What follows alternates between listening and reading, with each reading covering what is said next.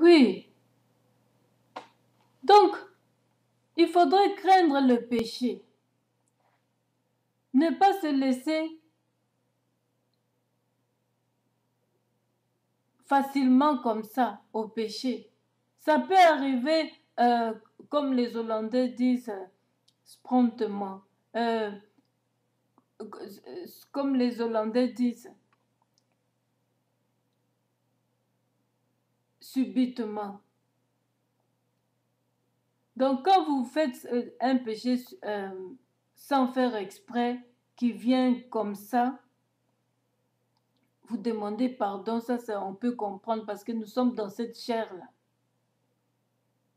Mais, quand vous êtes content, tout joyeux, joyeuse, de marcher pour aller tuer, d'aller assassiner, d'aller tuer, d'aller faire ça, et vous êtes consciente ou conscient, sachez-le que vous êtes dans la désobéissance de la parole de Dieu.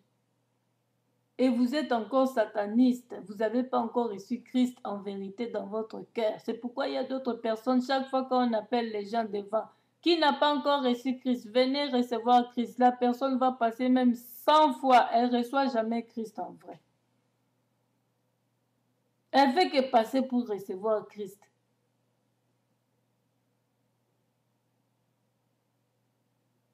Mais en vrai, elle n'a pas encore reçu, elle sent qu'elle n'a pas reçu. Mais comment le recevoir en vérité et en esprit? C'est dans ton cœur d'abandonner le mal et de l'accepter totalement, d'abandonner ta sorcellerie, d'abandonner ton satanisme, d'abandonner toutes les œuvres mortes, de dire non à ceux qui viennent te chercher la nuit pour aller ensorceler, pour aller tuer, manger et boire le sang humain.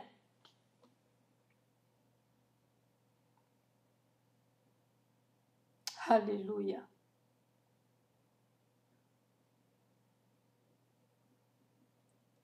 Abandonnez tout ça. Et c'est comme ça que vous allez recevoir Jésus-Christ comme votre Seigneur Sauveur en esprit et en vérité. Mais quand vous ne faites pas ça, vous êtes vraiment hors. Et quand Christ va revenir pour prendre les siens, vous serez lourd ou lourde pour monter. Et donc, vous allez hériter l'enfer. Et là-bas, les grincements de dents, vous allez brûler, brûler, fatiguer comme vous brûlez les gens spirituels. Dieu a montré Dieu me montre vos actes pour que je détruise ça. Sachez-le que je suis là pour vous détruire tout ce que vous faites. Dieu me montre de jour au jour ce que vous faites dans votre monde-là de ténèbres. J'ai vu, vous étiez entré, c'était dans une forêt. Vous étiez là en train d'encercler un enfant que vous avez transformé en chèvre. Et sa tête était comme ça. Et en faisant ça, vous avez mis sa tête dans le feu. Et la peau de la tête gonflée, donc respirait de chaleur, s'enflammait. Et par la suite, le sang sortait de cette tête. Et c'est comme ça que vous vous mangez, vous vous nourrissez la nuit. Mais le corps était debout. Ses 2 pieds, ses 4 pattes étaient sur terre, debout. C'est comme ça qu'on voit les enfants, la tête qui fait mal chaque fois, où l'enfant devient fou. Mais hors la nuit, c'est comme ça que vous faites. Vous buvez son sang. Et il y a d'autres qui viennent faire self-service, comme on dit, avec leurs assiettes remplies de foufou, et ils viennent prendre le sang pour aller manger. Très heureux, en train de dandiner là avec l'assiette remplie de foufou et le sang humain. Mais sachez-le que le royaume de Dieu vous est refusé. Si vous continuez dans ces œuvres-là, le royaume de Dieu vous est refusé. Et vous, à votre tour, vous allez vous brûler éternellement. C'est pourquoi Dieu a fait que vous, à votre fin, que vous allez là-bas à l'enfer pour être brûlés éternellement. Parce que vous brûlez les gens la nuit spirituellement. Vous croyez que cet enfant-là n'a pas besoin de vivre? Ces gens-là que vous emprisonnez la nuit, vous brûlez leur tête, si on brûlait vos propres têtes.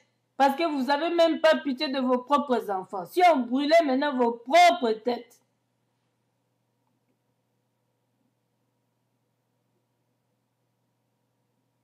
Vous serez content? Ne faites pas autrui ce que vous ne voulez pas qu'on vous fasse. Ce que vous ne voulez pas qu'on vous fasse, ne faites pas ça autrui.